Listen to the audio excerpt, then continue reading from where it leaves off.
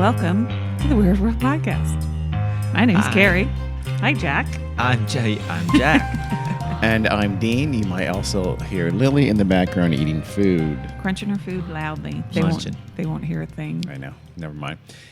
Hi. Hi. What do you got to tell us about today? Something weird. It is weird. It's nothing supernatural though. It's a mystery from the 2000 teens, maybe one of the greatest mysteries from that decade in the world. It's something I'm sure everyone has heard of.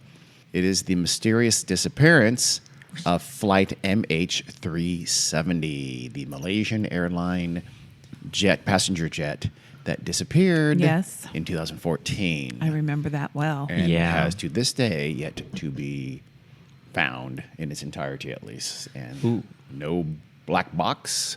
Yeah. And we still don't know what the hell happened to it. But we'll take a shot at figuring out here. I was going to say, are you going to give us your theories? Yes, in part 2. This is going to be a two-parter. This is going to be part 1. We're just going to cover mostly the flight and the disappearance. The event. Yeah, the event itself. Okay. The next part, we'll talk about what may have happened and some theories and also some very clever detective work to figure out what may have happened. Okay, We good. love an investigation. I remember when this happened. Mm-hmm. Oh, me too. I remember, when it first went missing and, everybody coming together to try to find it and all that jazz. But I don't know all the details. I'm excited. Turns out the people who should have been doing the most did the least and the worst. Oops. But Who's that? Are you going to tell us? I'll tell you.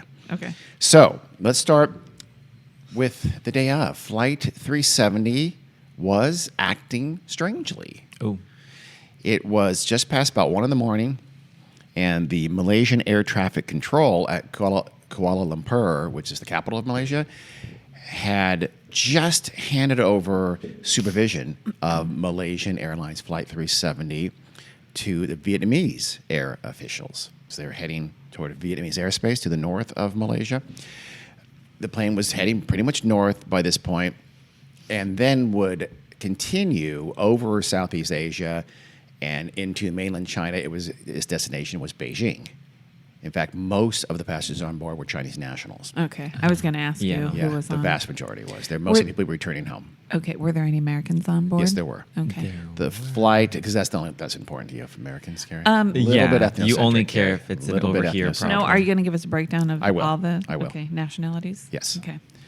The flight was expected to last a little over 5.5 hours. Ugh.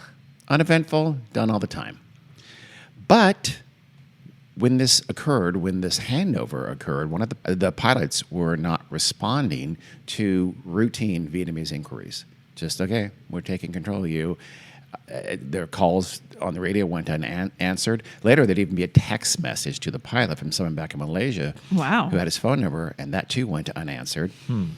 Then, so very quickly, air traffic realized that even routine electronic beacons and automated communications had been disabled or were not working. That's weird. So it could have been intentional. It could have been a malfunction. They didn't know. It could also mean the plane had gone down. So wait, does this mean pilots don't always put their own phones in airplane mode? Oh, presumably. Or, well, maybe that's why it went I don't know. unanswered. I'm going to guess they don't. I'll bet your money they don't. I know. They must Yeah. not if they thought, okay, we could probably text him. The Malaysian official said, let me text him. Yeah.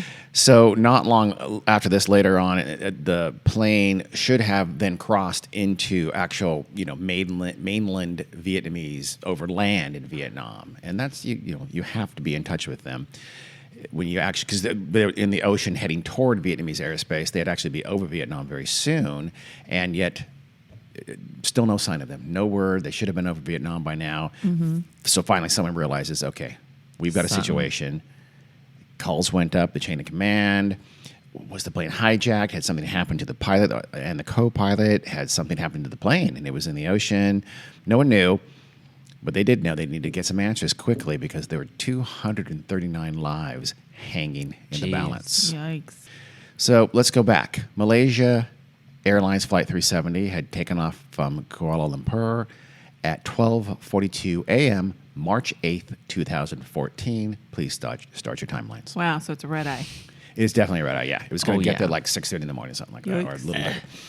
It was a big old Boeing 777-200ER, which is a big, comfortable, very safe passenger jet. Had an all-Malaysian crew of 10 flight attendants, 2 pilots, a pilot and a co-pilot, and 227 passengers. It's a lot of flight attendants. Yeah, it is. It Well, is. for that many people. Yeah, it's 227 folks.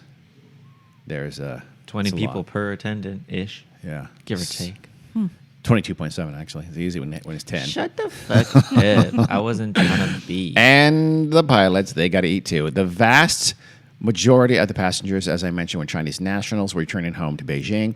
There were also 38 Malaysians, and then just a smattering of people from a lot of different countries, including the US, Iran, Ukraine, Canada, New Zealand, the Netherlands, Indonesia, Australia, critically, India, France, Russia, and Taiwan. Holy cow. Yeah. An It was a international. true Very international flight, but again, international. mostly the vast majority were from China. The co-pilot had actually taken off from Kuala Lumpur Airport. He was at the controls. He was 27-year-old Farik Hamid. Malaysia, I don't know if you know or not, is a primarily Muslim country, so you're going to hear names that are Arabic names. He was a trainee, but just barely. This is actually going to be his last flight. Oof. As a trainee, he'd be a full-fledged pilot on his own after this flight. His next flight, he'd be all by himself. But and he had this job with a very prestigious national airline. It was he had this really bright future ahead of him. He was young. He's very young, yeah. Hamid was being supervised, and also in the cockpit with him was 53-year-old long veteran pilot named Zahari Ahmad Shah. We'll call him Zahari because he called himself Zahari. Another thing is that Malaysia and Indonesia has this too. They very often go by one name, and often that name is their first name. And so he would literally was just called Zahari, even in a formal sense, right? So everybody's like, share. Kind of like that, yes. And Sting. It's the Sharon Madonna. Sting of the world, yeah.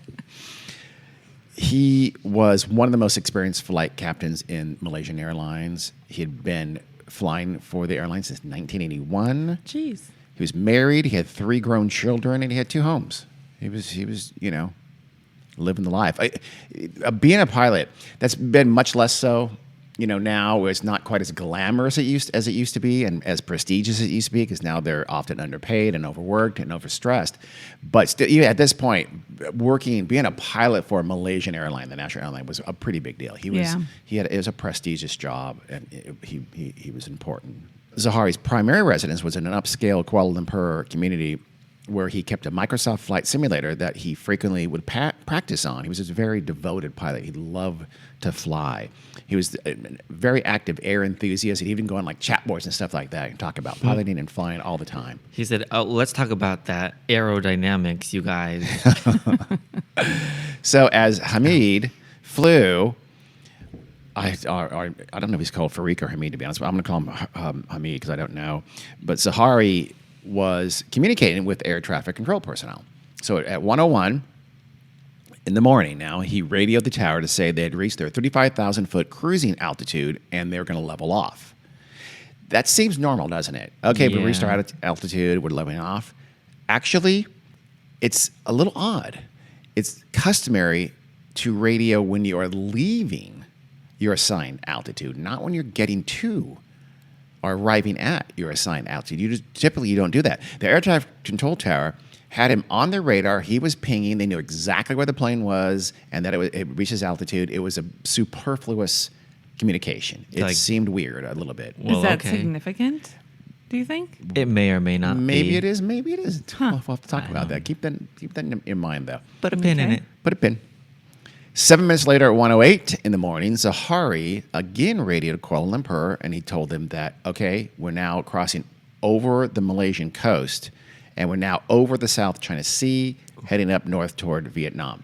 Did he do we made it to our 30,000? Yes, he did. Okay. Yeah, I thought that was the All the communication was from him. Oh, okay. You'd think he'd know. Okay. With all of his experience. Yes, very experienced pilot, made that communication. That seemed a little odd. At the time, it didn't seem odd, but in hindsight, it did.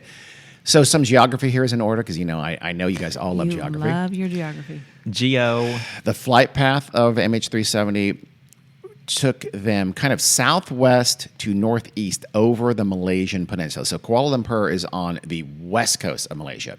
So and they're heading north and northeast. So they flew over the entire peninsula. It's not super wide. It took them only 20 minutes or something like that. Maybe not that. So they fly over the peninsula, and then that takes them. They'd be just east of the Indonesian island of Sumatra. Indonesia is east of Malaysia. Malaysia is the peninsula down there, kind of by Thailand. You got it? And then below that and to the east is the Indonesian archipelago. You Okay? know all those islands. So that's where they are. They're now crossing over at 108. I think it's 108, right? They're crossing over and they're leaving the coast of Malaysia, and they're heading toward Vietnam. Into the sea. Ugh. Yeah. The plane, so again, 108, the plane levels off at 35,000 feet over the South China Sea. An automated transmission around this time indicated the position of the plane. So again, they knew it, but it also indicated how much fuel they had left. They had plenty of fuel. Oh. More than enough. Huh. The Everything plane- was normal? Everything was according to totally that? normal, yep. The plane would then head northeast toward Vietnam on a flight that, again, would continue in that general direction over Southeast Asia, again over some ocean before they hit the Chinese mainland, and then up to Beijing. Weirdly, Zahari again told the tower that they were leveled off and they were cruising at 35,000 feet. It's only weird, and it's only weird in hindsight because it's not something a pilot would normally do. I think he Right. was a very experienced pilot. So just a short hop over water, it should be until they hit Vietnamese airspace is what should have happened. And this is, again, where this handover point is. Here's where, I mean, wherever you have to be in somebody's airspace. I mean, over open ocean. There's actually, like Australia, United States, and other countries have what's called long-range air traffic control with like up to 3,000 kilometers for the Australians. There's Jesus. things like Wow. that, I know. But it's not, Why? but here it's very strict, right? You leave a Malaysian Air Force, air space, roughly equidistant between that and the coast of Vietnam. They would enter Vietnamese airspace. There had to be a formal handover. You are now in charge of this plane. You track it. It's yours. Okay. It's very routine, and everyone speaks English on international flights. I don't know if you know that or not. English is Yes. the international language of all airspace. I Because think you're allowed to speak your native language dumb. if it's just within the. No, that's a good thing. You need. No, one I know, language. but why is it English and not Who knows? something else? Because English Glad it speaking is. people Because we started. think we're the boss of the world. No, there's actually a good reason because because Maybe we a could- lot of air traffic was controlled or by Britain and United States. Yeah. We're doing most of the. There's a early logistical commercial- reason for it. Yeah, Carrie. God. Hey, First, I all hate she it cares too. about were Americans on the plane, and now she wants apparently air traffic control to speak Chinese. I don't know. You're hot and cold. I mean, more Yeah. people speak Mandarin than they do English. Anyway, I didn't say it was because I only care about American people. I sound angry. wanted a breakdown of all the nationalities that were on the plane. And you only chose and to I name provided Americans? that. Now, I didn't I? guess. I gave you the actual numbers, but I'm It not was going my to. prompt. Okay. It was your what?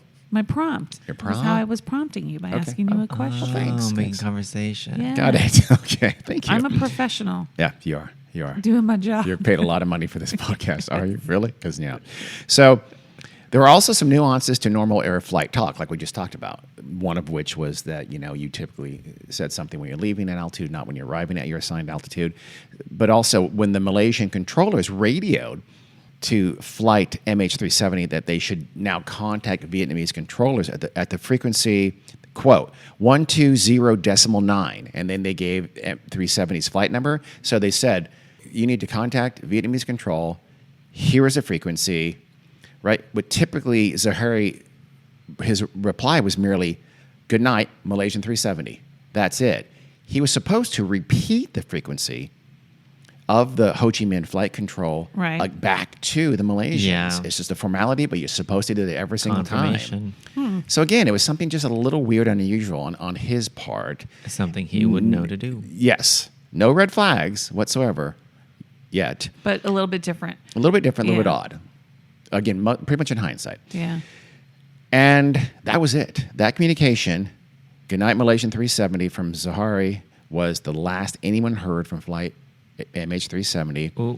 So very soon after that last call, Zahari should have radioed Ho Chi Minh and formalized the handoff into their airspace, and they were now being in control, and they'd be monitoring his plane.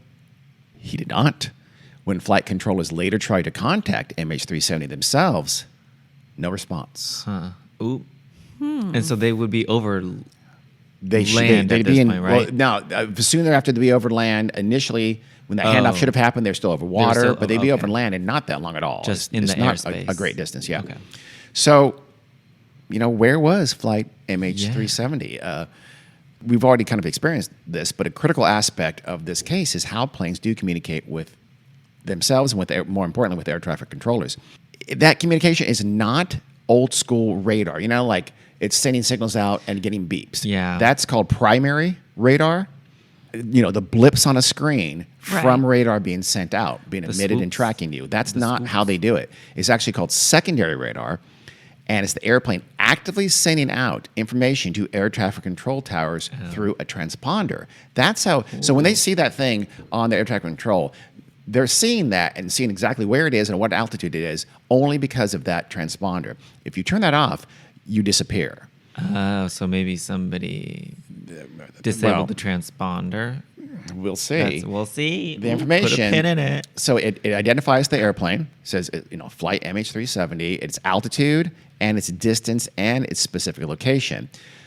Without that information coming in constantly through transponder, it's a phantom. Yeah. People don't. I didn't know that. I thought there was an active radar going on, but no. Yeah. Without that, it's there. There is such a thing, but it's it's not nearly adequate to get all this information and do air traffic gonna control. You say. couldn't do it Right. like It makes we do sense. it without the transponder. Okay, so what do they do if an unidentified aircraft enters Vietnamese airspace and it's not a scheduled flight? They don't know who it is, right? It's not pinging with a transponder.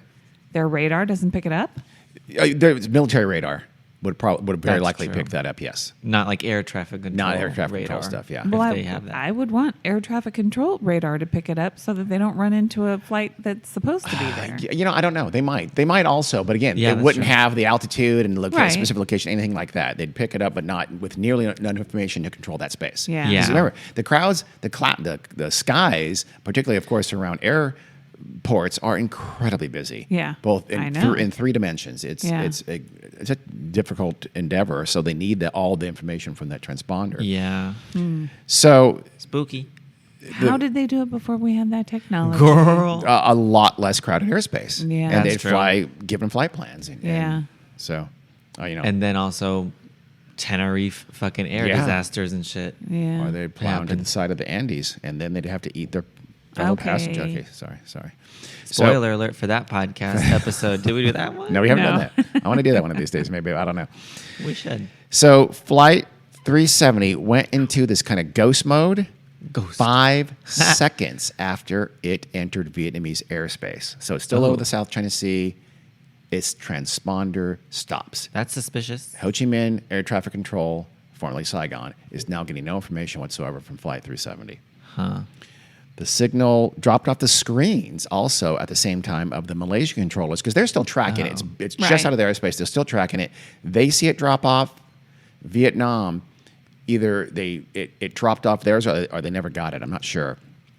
Effectively, it disappeared. Invisible. At that point, the starting point of the disappearance of Flight 370 really dates from that minute. Yeah, because they knew where it was until that point. And it's gone. So Kuala Lumpur is a really busy place, just like most air traffic control towers for major airports. Again, we were just talking about that. Crowded skies. So, Even in the middle of the night? Oh, yeah. girl. Yeah. Red eyes. it's never not. Business people. I mean, and they probably have less staff than they would. So Yeah. what each controller is handling is difficult. So no one noticed. In Malaysia, they Wow. did not notice it disappear off their radar. They just Well, thought, okay, we're not tracking that it any makes longer. sense. That's Yeah. a bit more suppose, yeah. understandable because they're like, it's in Vietnam's hands Yeah. now. They're not really Yeah. checking for it as much. It was But just it dropped a little earlier than it should have, but no Yeah. one sort of made that connection. Right. did Vietnam, what? No. There's no They never got it? There's no communication between Vietnam and Malaysia at that point. Not yet. And there wouldn't Oh. normally be, right? Well, They the don't handoff, yes. They Meaning the air confirmed to each other. traffic You control. said it was the pilot's Yes. Oh, yeah. You're right. responsibility to Yeah. contact And Vietnam. he did not. Yes, you're right. You're right. Well, yes and no.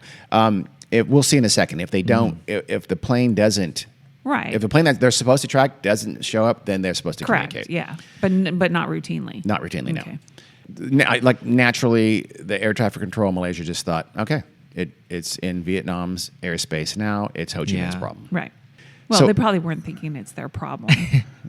Is there? Yeah, Honestly, yeah, they probably, probably were. were. It's like, phew, one more out of our hair. Yeah. So when Ho Chi Airspace.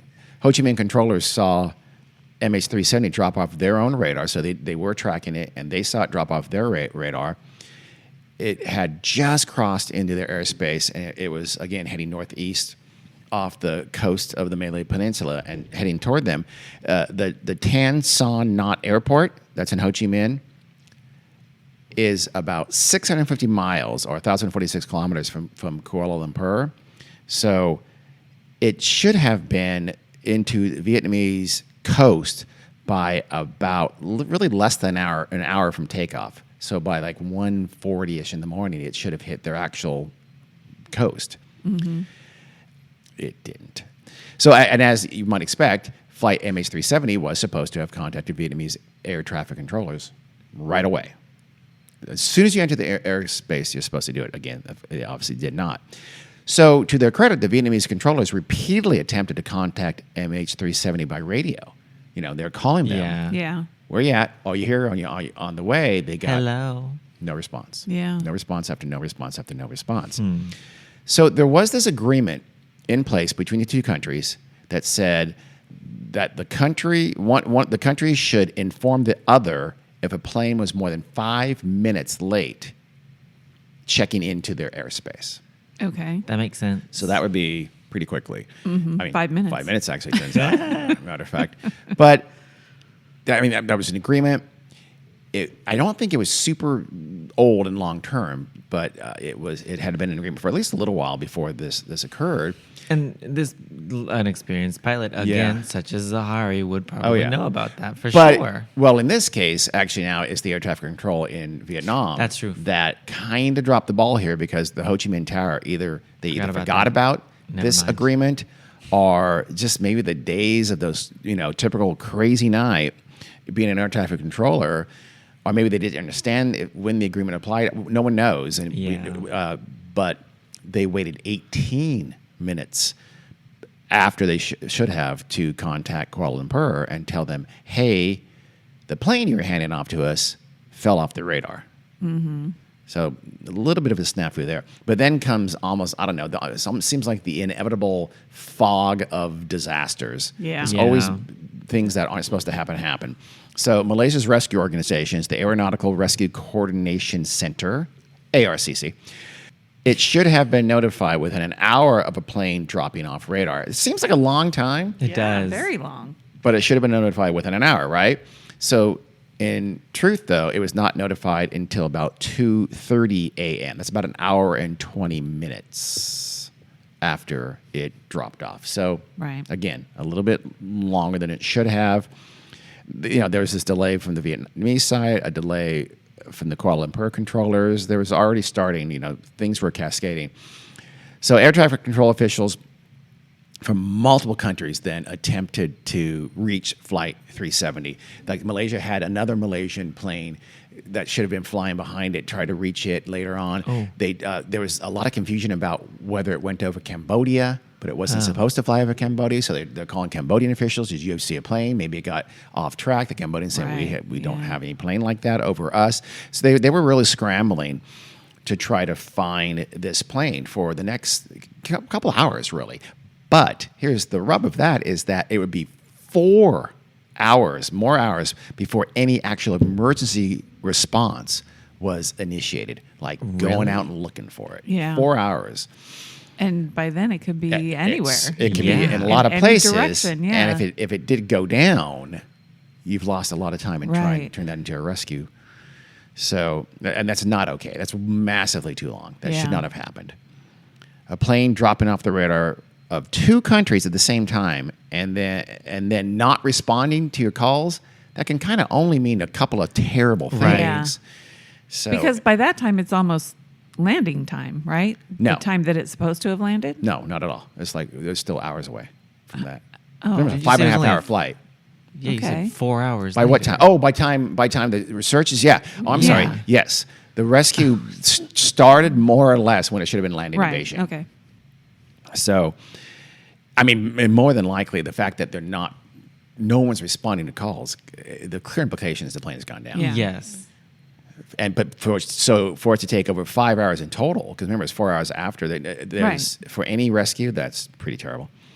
So at 6:30 a.m., when Malaysian search efforts began, again, the plane should have been landing at Beijing. It didn't land, so they're out there searching frantically by this point. It was a very thorough search. It involved 34 ships and 28 planes from 7 different countries. Yeah. Wow. Basically, every That's- country in the area is scrambled. I remember that part. And so, naturally, where were they looking? The South China Sea. Where else would you Yeah. look? That's the last time we knew where it was. We civilian air traffic controllers, the last thing we heard of this was being handed over from Malaysian to Vietnamese airspace over the South China Sea, heading north toward Vietnam. So they were scouring the ocean, but nothing. No sign of any wreckage. There's no debris. There's no oil slick. So despite days of exhaustive searching from above and on the surface too, by the way, all those ships, the flight MH370 had completely vanished. What? Only it had not. What? We actually had a lot more information of what had happened to it than the civilian air controls knew at the time. Really? And even all the searchers knew for days and days and days. It turns out the Malaysians knew more than they were talking about. Oh. Oh, really? Yes, they did.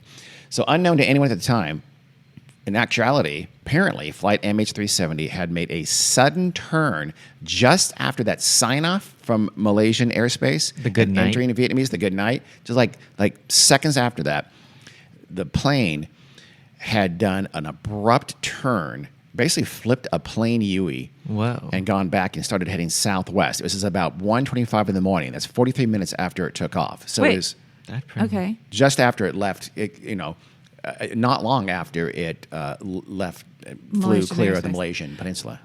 And are you saying Malaysia knew that at the time? They would know that, yes. Pretty much, yes. We'll get to it. Okay. And they didn't tell anybody. And they let people search for several days Why? without in a place they knew it could not be. That doesn't make any sense. We'll get to that. Okay. well, that means that's suspicious. It was specific to, well, not specific, but I mean, these kind of civilian and coordinated things that work so well in the United States and Canada and Japan and Europe, they don't work as well in corrupt, dictatorial kinds of countries. They just don't. Yeah. When the most important thing is to cover your ass and not get to the truth. That's true here. You Yeah. have people trying to cover your Yeah. ass here, but it's 1,000 times worse in places that are more corrupt and don't Like have Russia. Yeah. don't have respect for law. Yeah. So the Boeing 777 had basically done this airborne U-turn, and it banked sharply southwest, and it went back over the Malay Peninsula. So it goes out to the South China Sea for long enough for it to get handed over to Vietnamese air traffic control, and then big turn, sharp turn, head right back over Malaysia, going peel out? southwest. Peeled out. Peeled out. It had made that noise exactly. Skirt. So then when it hit a point just south of Penang Island, which is on the western side, the Kuala Lumpur side, so it went back over the entire peninsula, as it left land again, but now heading southwest near Penang Island, it again turned. This time it flipped to the right and went to the northwest. So still west, but now north. So think of it Okay. going southwest, and it did a turn to go northwest. Yes. Now, its transponder is turned off. They're not pinging proactively. Correct. So this is just showing up on primary radar. Is Primary that how we radar, know and this? it turns because there is a Malaysian Air Force base called Butterworth Air Force okay. Base that's right there on the mainland near Penang Island. So And they're They're pinging learned that. later that they were detecting tracking it. Yes. So- okay, but they don't know at the time. Obviously, they don't know at Civilians the time. don't know at the time, and all the other countries searching for it do not know this at the time. Do we know now? Did the military know there's a missing plane and this must be it, or no? Or were they just incidentally? I don't know if they knew that or not. Okay. So it might have been just incidental. But It was in it's two their different things. airspace. So Yeah. they knew. They might have found out later there's a missing plane. I would be surprised if they didn't know that pretty quickly. Yeah. That's true. While they're tracking Once it. it starts to Yeah, veer that'd off be odd. course. Would the civilian air traffic control contact I would, military? I don't know, but I would think so because they have resources Yeah, and they that's have. true. Remember the search. Military planes and ships were involved in the search, so I would Right. think they would. I don't Yeah. know when, but I would think they would. Yeah. Yeah. So the Boeing leaves the Malay Peninsula again, goes over water near Penang Island, and this is the part of the Malay Peninsula that sits across a stretch of water from Sumatra Island in Indonesia, right? So it's critical that So we'll show a map. We'll have a map on set, but think of it going over Malaysia in its initial flight, going into the ocean, heading toward Vietnam, getting handed off, going right back over Malaysia. If it going southwest, if it continues southwest, it's going to go right over Sumatra, and that's Indonesian space, and bad things are going to happen. It didn't. It turned sharply northwest. What it did, it then skirted right through the narrow strait between Indonesia and Malaysia, which is called the Strait of Malacca at this point. What happens if it goes over Sumatra? Is it a diplomatic issue? It's not just that; it gets tracked by their military radar, okay. and they might shoot that thing down. In Okay. trouble, baby. Yeah, Yeah. I see. Would So they shoot down a passenger airline? it's happened before, Yeah. as you know. So, Oops. but no, they would certainly send interceptors up because That's true. This is post 9/11. yeah. So again, it'll help with the map, but think of it just it's doing the perfect route to not make trouble. Right. To be as head down as Yeah. possible. Yeah. As though they can't land, but they want to stay in The right air, airspace. but they also don't want people to take note of them. People like the Yeah. Indonesian Air Force are. I mean, they had to go back over the Malay Peninsula. That was risky, but it was successful because the Malaysian Air Force didn't do anything about it. Right. Which we'll Yeah. talk about that in part 2 a little bit. They should have. So this would go into what's called the Andaman Sea, which is like on the way toward India, kind of. So it's northwest. It's now in the Indian Ocean effectively, and it goes through the state of Malacca and into this arm of the Indian Ocean, of the kind of the northeastern Indian Ocean called the Andaman Sea, southeast of India, They got where the fun Andaman islands. Islands are. Right. Did we do a weird bit? We on- did a weird bit Yeah, we on did. North Sentinel Island. yes, exactly. Look it's, it up. It's that area. Oh, maybe they're going. No, they're not going to North Sentinel. I'm pretty sure. They got shot down by the Sentinelese. With blow darts. This would eventually set them on a course into India and eventually into Central Asia if they just kept going in that direction. To the south, though, would be the wide open Indian Ocean, this vast stretch of open sea dotted with occasional islands, but pretty much endless ocean. I'm scared. Yeah. Oh, that's a video game. Plug it. This information, by the way, was culled from secondary examinations of Malaysian radar after the fact and Oh. Air Force data that had been kept secret Yeah. at the time by the Malaysian Air Force and the Malaysian authorities. Yeah. Why? We'll talk about That's that a little bit later, but confusing it was covering their ass. Yeah. basically. Yeah. But even these sources, though, lost the MH370 after it turned northwest from Penang and headed through the Strait of Malacca to the Andaman. They lost it as well. So at that point, it was gone completely from anybody's radar, even the Malaysian Air Force. Ooh, so truly gone. Yeah, but the key point is that they knew full well it was not in the South China Sea, and they didn't tell anyone. Right. And they let all those bitches. Yeah, they did. Wild goose chase. Yes, Definition it was. of a wild goose It was. chase. I mean, what if it had gone down? They were looking in Right. completely the wrong place and would never find anything. Not to mention probably millions of dollars. Yes. spent Oh on yeah. Yeah. Oh yeah. resources. Yeah. They don't look good in this. No. If the plane was under the control of terrorists, this whole process though was really weird, wasn't it? Because Yeah. hijacking's Yeah. an idea. Because it was as if the plane was trying to evade eyes in the sky and on the ground and any kind of response. Another initial thought at the time was some kind of a pilot suicide event, which, though they're rare, they do happen. They have happened. If that was so, though, it seemed really weird to people, and it was quickly discarded because why are you doing all this nonsense? Just go down to the South China Sea. Yeah. Right, I yeah. mean, if you wanted could've- to crash yeah. the plane, just go down anywhere. You don't have to do all this weird piloting and these strange maneuvers. So Yeah. that was not given a lot of thought. Unless he was thinking about it, Yeah. Think about it. mulling it over. Maybe. Well- but, yeah, I mean, I suppose the intricate Maybe. maneuvering. It had taken an hour to backtrack and then sort of sneak up on the strait, which is between two countries, to be off anyone's radar, literally and figuratively.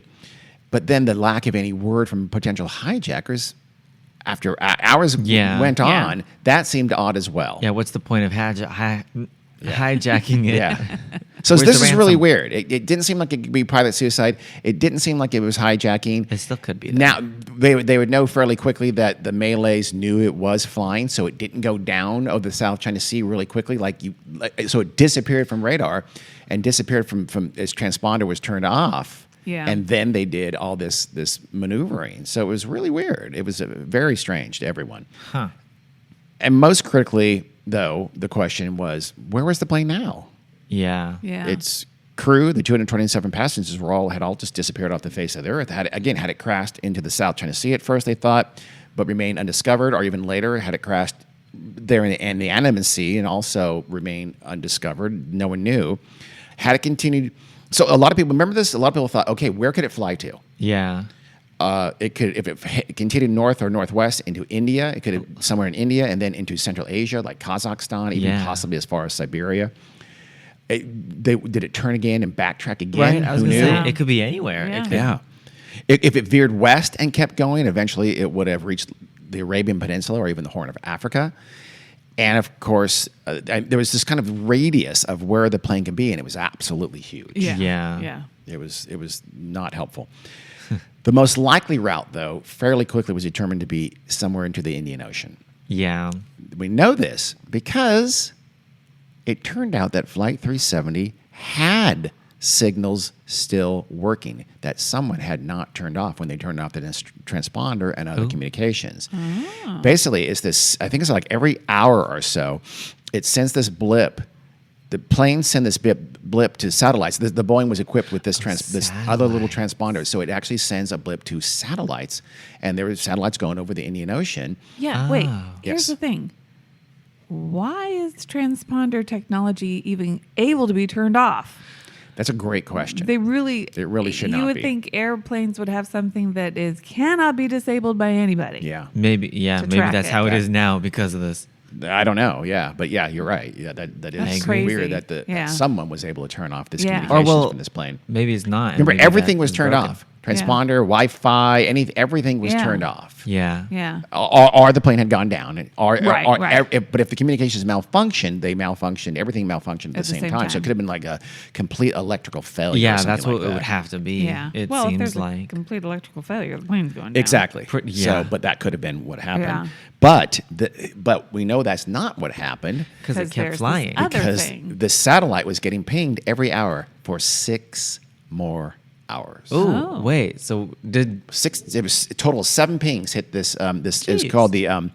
It was a satellite called from a London-based company called Immersat.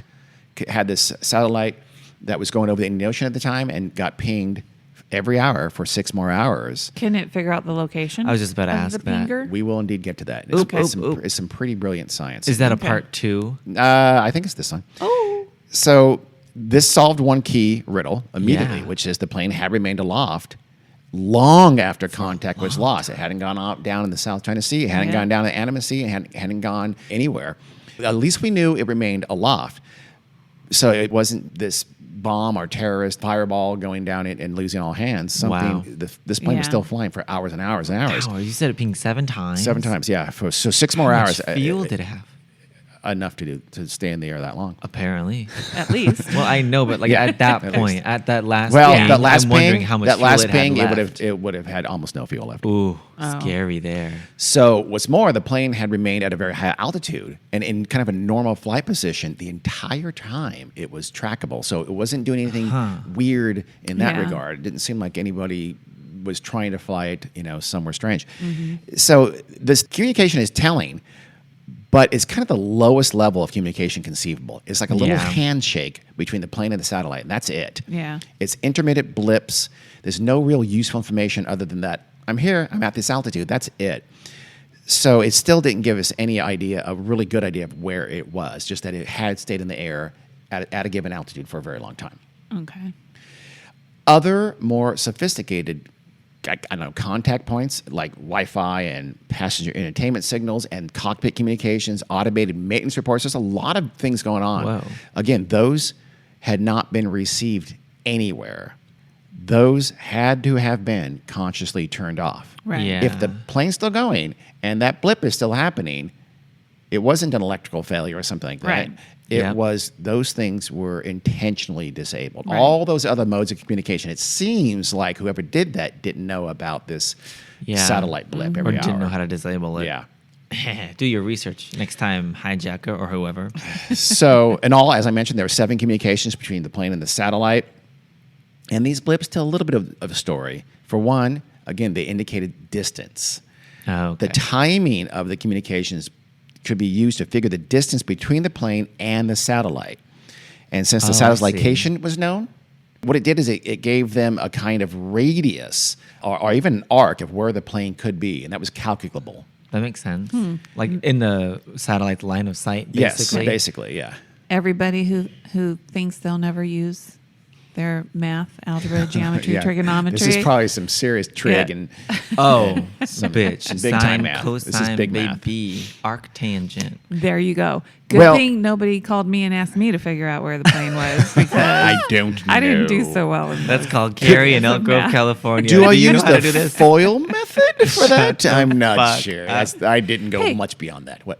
No, I took trigonometry and calculus. I didn't do What was your grade in college? Calculus? Calculus. Was it- C plus. He got Thank you you there. very much. And did everyone in the class get a C plus Pretty because he didn't much. get fired? Okay. There we Probably go. shit. There we go. Kara. There we go. So I misspoke a little bit. So this first level kind of gave them this radius of where they could be that was calculable from the distance of the plane and the satellite. But the range limits of the plane's communications allowed investigators to limit these circles to arcs, to arc distances away. So that limited it even more. The last communication that they got could kind of define an arc where the plane most likely was right before it stopped sending signals. That is, in all likelihood, before it did go down. Yeah. Right. So they had this arc of where it probably was, but the problem, it was a hell of an arc. Yeah. Oh, still. Yeah. Yeah. And that was the narrowed down version. Yeah, I've seen you, and we'll show a picture of it. It's just it really is an arc, and it has sort of, kind of almost like error rate distance of how thick it could be, and it goes in this arc along the Indian Ocean west of Australia. It's a big chunk of ocean. Yeah. So it was. Well, before they got to that, though, the last signal indicated an arc that traveled from as far north as, honestly, the heart of Central Asia, and as far south as almost to Antarctica and across all the Indian Ocean in between. So they hadn't narrowed it down to what I just referred to quite yet. So they went to, okay, listen, given its most likely flight path, defined by its speed, its altitude, etc., they could say that 370 was anywhere from Kazakhstan in the north to somewhere in the Indian Ocean and almost anywhere in between. But luckily, there was a second piece of information from the Inmarsat satellite, and that could hold a clue to narrowing down which arc and what part of the arc it was. This one's complicated, even more so, because this has to do with the Doppler effect, which is That's fun. very confusing. That the Doppler effect is changes in the waves of things like sound waves or electromagnetic waves Or that light. they change depending on the distance and the speed of an object, right? From whether it's coming towards you, going away from you, and how fast it's going. I think that's the Doppler effect. That's Wii U, about Wii as U. much as I understand the Doppler effect. I just You said get that. it. Wow, how you know how It's like a ambulances- train whistle going away from you sounds higher or lower. I can't remember, but the Well- pitch changes as it. Correct. Things The like that. classic example is an ambulance siren. As it's approaching you, it'll sound higher pitched Yes. because the waves Oh, are being okay. compressed. Okay. Because as they're coming towards Towards you, you. they're traveling faster, so they're kind of getting closer and closer I see, together. I see. As it's coming towards you, but then Right. once it's going away from you, they're getting further and further apart. Each Right. wavelength, each Okay. wave, And so trough the and pitch tip. becomes lower. Correct. Okay. That's a good explanation. Thank That you. makes It also works with perfect light. sense. Yeah. And Redshift, blue shift. electromagnetic waves Which that is light. Okay. yeah. Light is a portion of it. So is this what Doppler radar? All you know Relies is about the upon- weather report. Yeah. Is that, okay, I mean, yeah. is Yeah. that what happened? Something to do with that. I'm sure they just use it because it sounds sciencey and they want Yeah. to sound like, well, we've got to hear that Doppler radar weather report. So, communication satellites like the Inmarsat have to account for the Doppler effect to operate accurately. Right. So, I mean, otherwise, they won't be certain how far things are because the Doppler effect kind of messes that up. Right. So I see. But problem is that age and changing levels of technology have a mismeasurement, and those can impact those measurements. And they correct for that in something called the Doppler shift logs. So they sort of correcting for the Doppler effect and correcting for, problems with the level of the technology at the same time. And these predictions based on alterations made by the satellite due to the Doppler effect could theoretically be used to further fine-tune the location of an object. This was some person studying this said, hey, we could do this. So the object in this case is the Boeing Flight 370.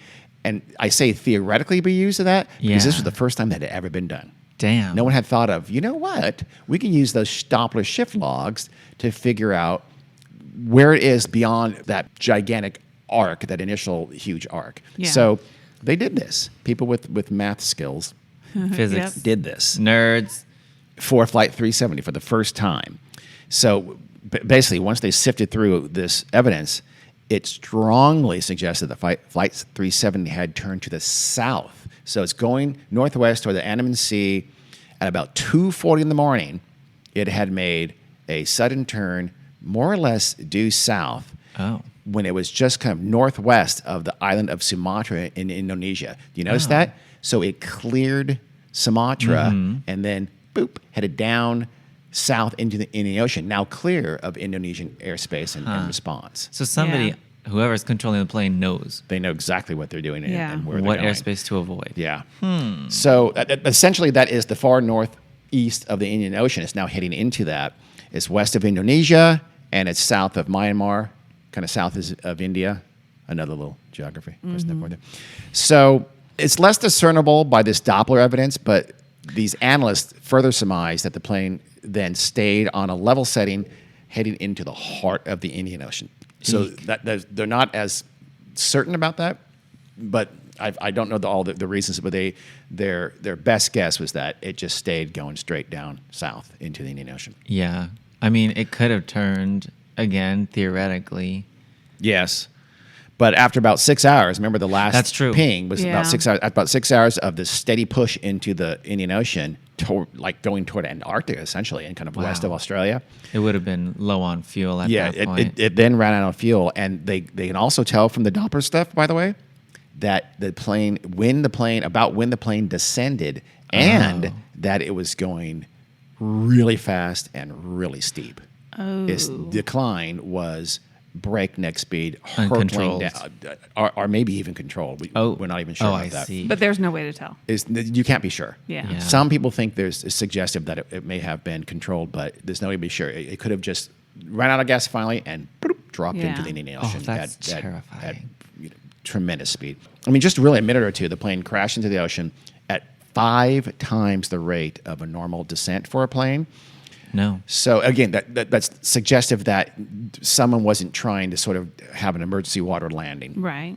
It would have absolutely shattered on impact. It may even have been going so fast and rattling so much it could have lost pieces on the way down. We don't know. But for sure, when it hit that water, it would have just, barreled into the sea and just smashed to bits.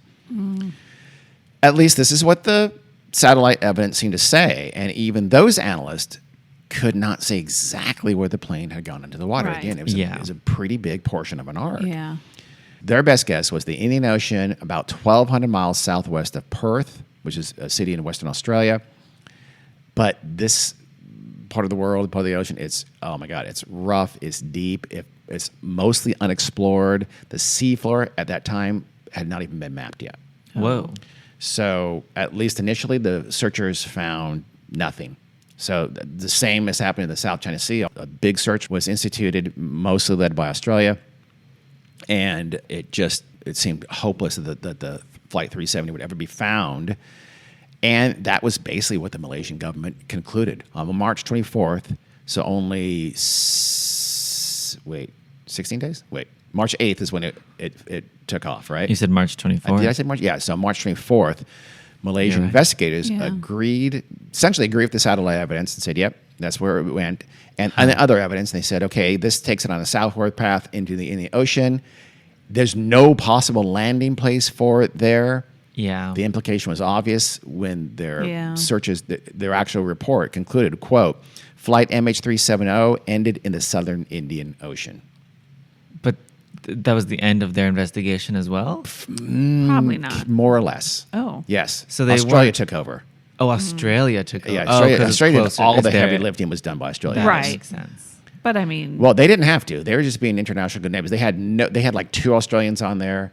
Well- it was way out of their airspace or Oh, it water was. space, 1,200 miles away at least. And Yeah. again, Oh, it's not that's even true, you're sure that's where it was. No, they did it solely out of someone's got to do this, and clearly Malaysia doesn't have the capability to do Yeah. it. That's true. And Malaysia didn't have, the Malaysia was very little involved in the searching in the Indian Ocean. it seems like Right. they maybe don't want the answer to be found.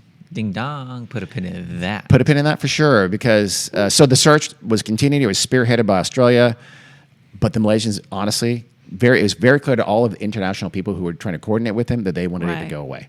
Huh. They wanted nothing to do with it. Get the bad publicity out of here. Yeah, but the world did not want to let it go away. no. Nope. Oh, God, no. Even though it seemed pretty hopeless, they'd find Still talking anything. about it. So not long after this, some clues would be washing ashore that would tremendously heighten the mystery and give us a little more idea of what happened to it and where it ended up. That we will talk about next time in part 2. Boom. Can I ask you a question? Yes. No. Do the Malaysian authorities, are they like investigating, looking into the pilot and all that kind of stuff? Oh, Or we're gonna we'll talk definitely about cover that. next time. Oh, that's- We will Okay. cover all that. I Okay. enjoyed part 1. Well, part 1 of the disappearance of Flight 370. Please join us next time for part 2, in which we will talk about what happened. But don't Google it and read up on it. Do not do Don't. that. Don't spoil it for don't yourself. Spoil it. All right. Thanks for listening. Carrie, these things. Oh, you're not going to tell them? Nah. Okay. They know They where to know. find That's us. cool. They Google. All right. See ya. Hello. Bye.